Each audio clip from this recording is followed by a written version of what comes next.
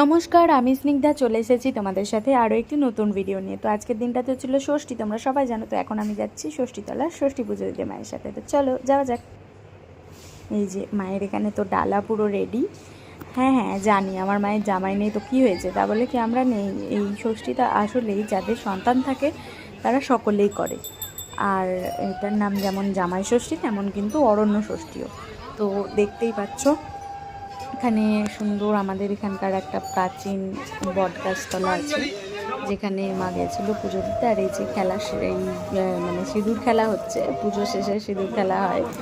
আর তারপরে এখান থেকে পুজো দিয়ে বাড়ি চলে আসি আর প্রসাদ খাই। আর এই যে সুতো, এই হলুদ সুতো তো না বাঁধলে হবেই না, ষষ্ঠীর দাগা বেঁধে নিয়েছি। আর তারপরে বিকেলে বেরিয়ে পড়েছিলাম আমরা স্কুল ফ্রেন্ডরা, দীর্ঘ 6-7 বছর পর আজ মনে হয় দেখা হলো। জমিয়ে আড্ডা দিয়েছি, দারুণ কাটলো সন্ধেটা। সত্যি মানে ওদেরকে এত মিস করি কি বলবো। ওরা যেখানেই থাকি, যে প্রান্তেই থাকি, এই বন্ধুর গ্রুপটার মতন কোনো গ্রুপ নেই জীবনে।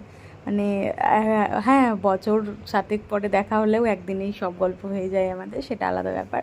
তো আড্ডা মারতে মারতে স্কোয়ার ঘাট সব কিছুই ঘোরা হয়ে গেল। তারপরে তো ওখান থেকে বেরিয়ে গিয়েছিলাম একটু, এত গরম লাগছিল কি করব বুঝতে না পেরে চলে গিয়েছিলাম নতুন ব্রিজের ওপর ঘুরতে। সেখান থেকে ঘুরে বাড়ি চলে আসি। আর কি করব, ঠান্ডা হাওয়া খেয়ে। টাটা।